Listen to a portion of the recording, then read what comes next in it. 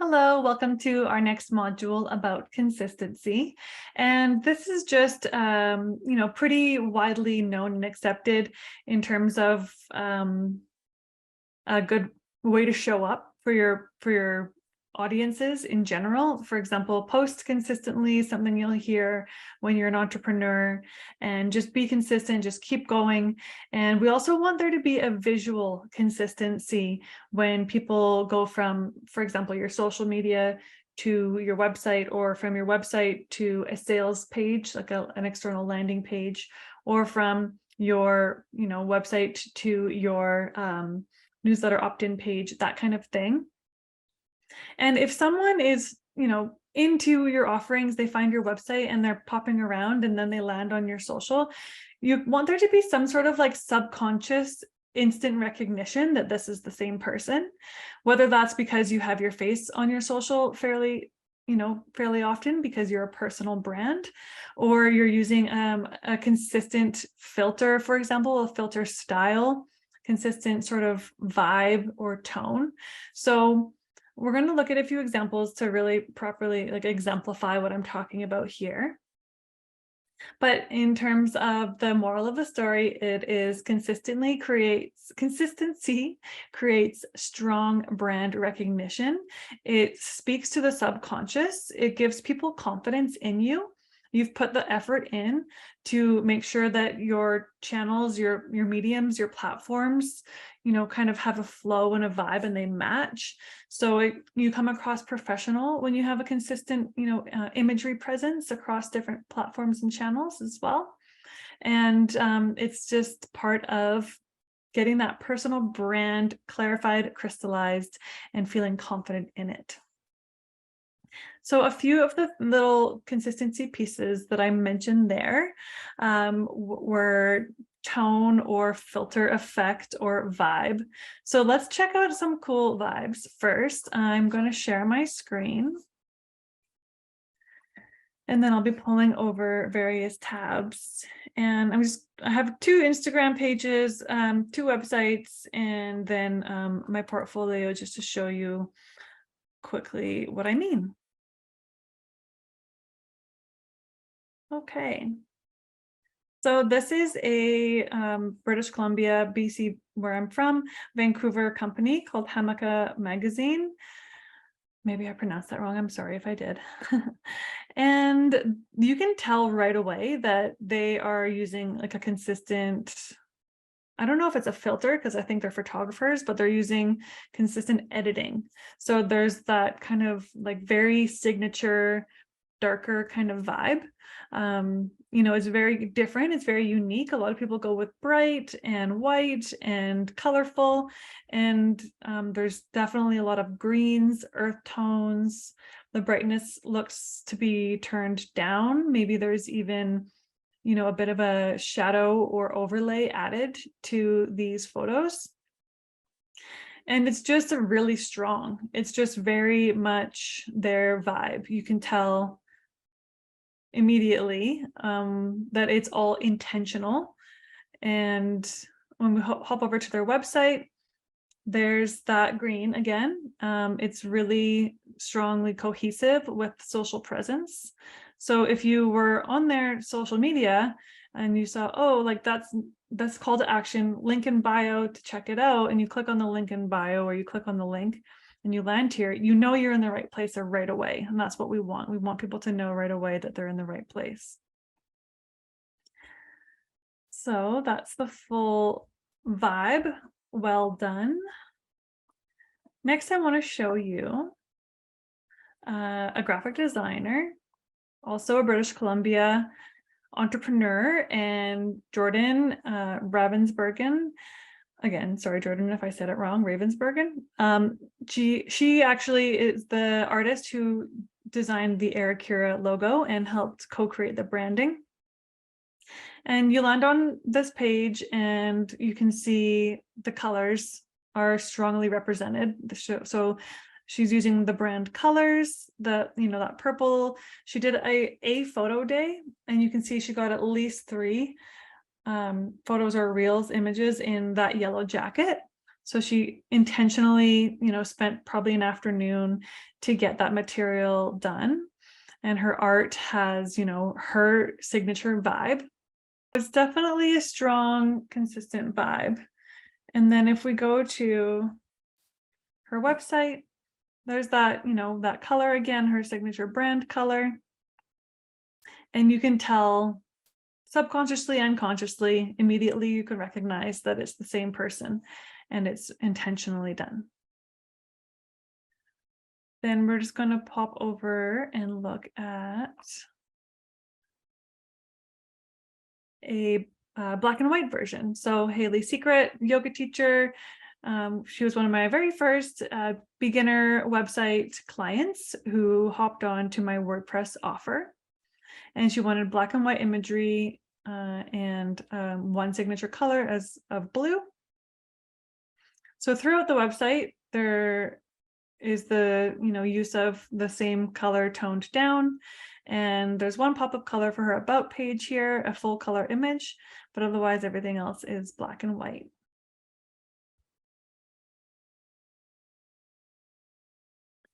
Then we have another website example, another website client of mine. I feel like I can share the people that I've collaborated with. I have their unwritten permission because we've worked together. I didn't want to share too many people who I don't personally know, just to keep it in the family, So looking at the imagery here are separate photo shoots where Debbie actually has, photographers working with her. So these are definitely professional photography images, but you can tell that they're consistently unfiltered. They're vibrant daytime. There's not like a random orangey sort of filter on one of them and then a black and white on the other. Like they're all crisp, vibrant daytime images. And that's the offerings page that represents, an image for each type of offering. And then on the home page, throughout the website, she's done a few different photo shoots, one or two for the brand, and then other ones for social media use. So there we go. You can really get the idea that this person has an intentional use of photography on their website as well. Here is one of the nutritionist websites that I made for myself and never fully launched, never fully embodied this work, but I wanted to bring it up as an example because I did all this photography myself in one afternoon and then blended that with stock photography.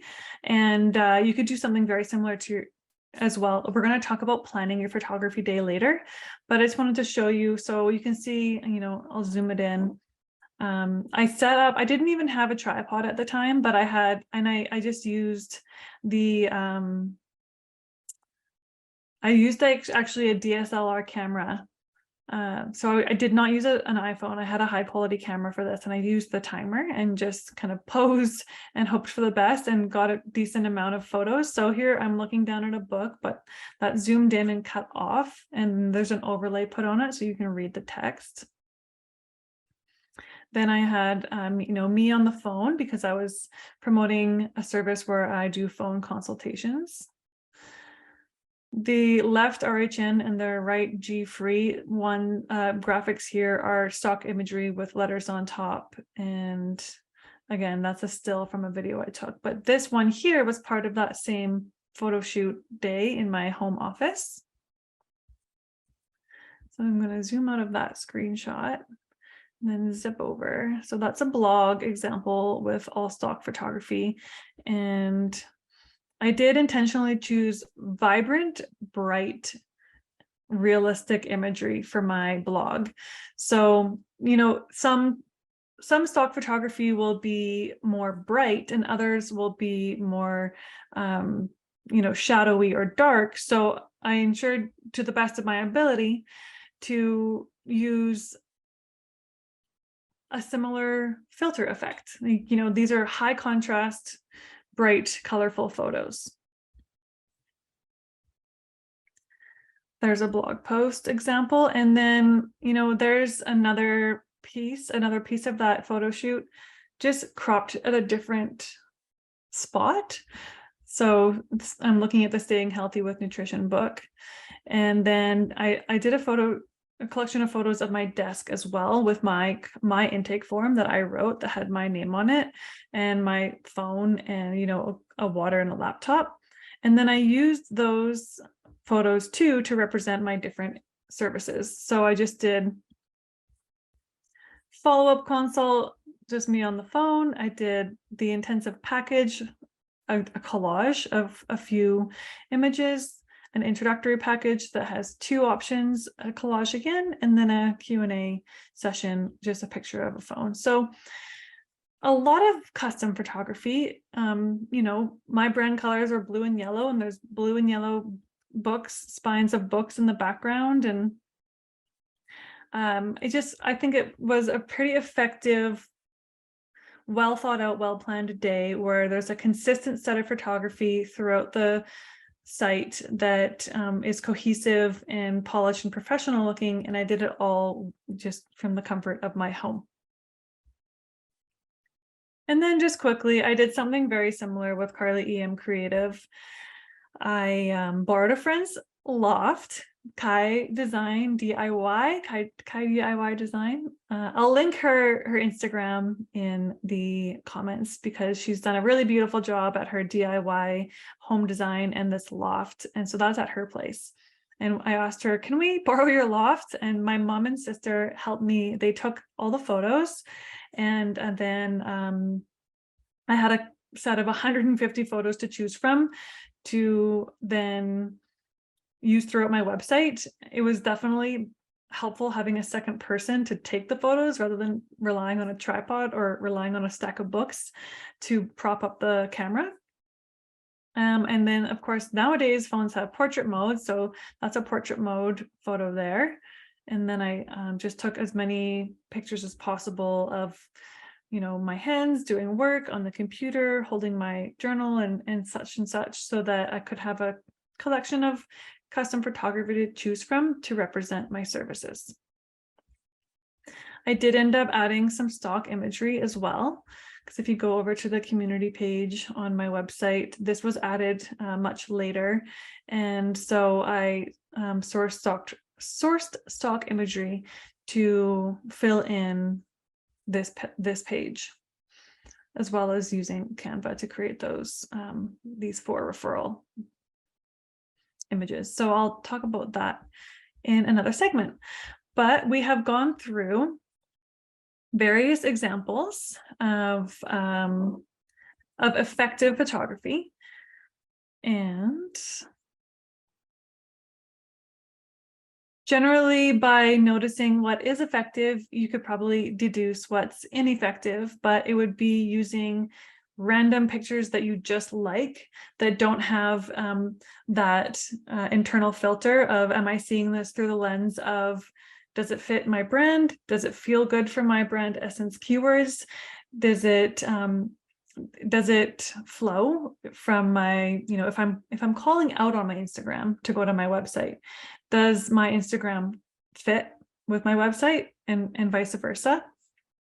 So that's the kind of lens to put on when you're creating a consistent aesthetic brand presence with your imagery. The next segment is sourcing stock photos. So we'll see you in the next video for that.